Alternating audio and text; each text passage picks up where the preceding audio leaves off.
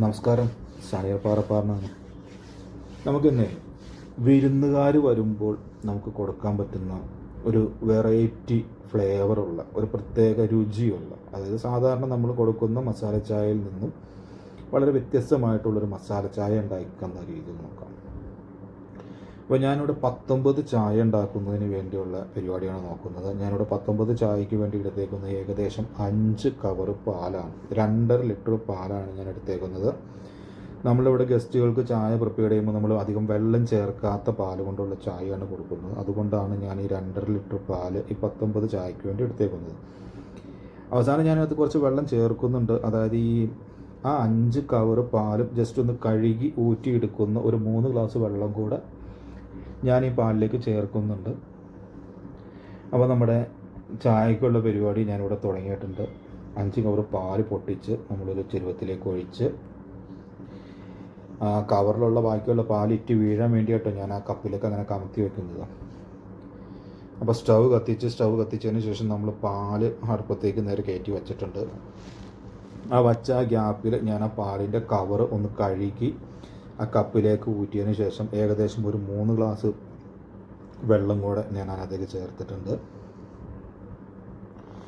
പിന്നെ അവിടെ ഇരുന്ന് പാലൊന്ന് ചൂടായി വരുമ്പോഴത്തേക്ക് നമുക്ക് ഇതിനാവശ്യമായ മസാല എടുക്കാം. ഏകദേശം ഒരു 15-16 ഏലക്കായ, ഏകദേശം ഒരു 3 തക്കോലം, നമ്മുടെ സ്റ്റാർ ഉണ്ടല്ലോ തക്കോലം, ഒരു 3 കഷ്ണം ഗ്രാമ്പു, ചായയ്ക്ക് ആവശ്യമായ പഞ്ചസാര. ഞാൻ 19 ഗ്ലാസ് ചായയാണ് ഉണ്ടാക്കുന്നത്. അതുകൊണ്ട് ഞാനിവിടെ എടുത്തേക്കുന്നത് ഏകദേശം 8 സ്പൂൺ പഞ്ചസാരയാണ്. അത് മിക്സിയുടെ ജാറിലേക്ക് ഇട്ട് നന്നായിട്ടൊന്ന് ബ്ലെൻഡ് ചെയ്ത് ഒന്ന് പൊടിച്ചെടുത്തിട്ടുണ്ട്.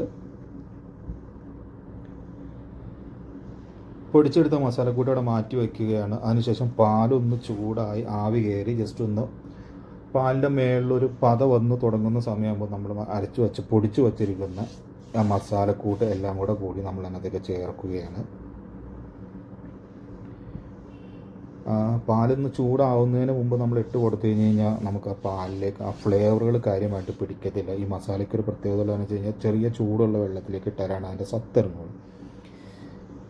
ഏകദേശം ഒരു 6 സ്പൂൺ ചായപ്പൊടി കൂടി ഇട്ടിട്ടുണ്ട്.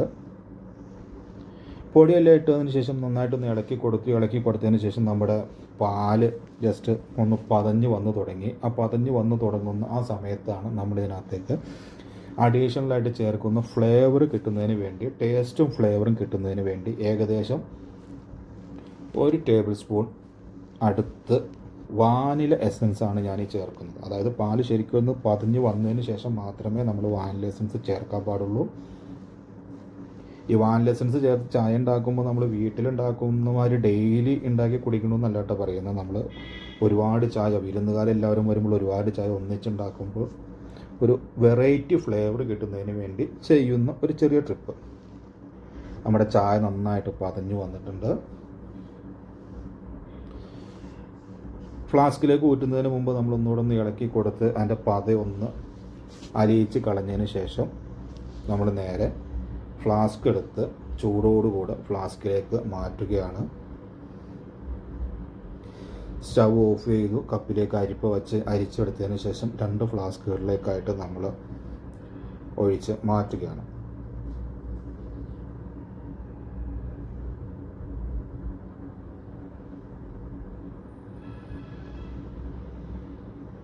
ആദ്യത്തെ ഫ്ലാസ്കിലേക്ക് നമ്മൾ ഏകദേശം ആ കപ്പിൽ നമുക്ക് ഏകദേശം ഒരു 7 ചായ വരെ കൊള്ളും.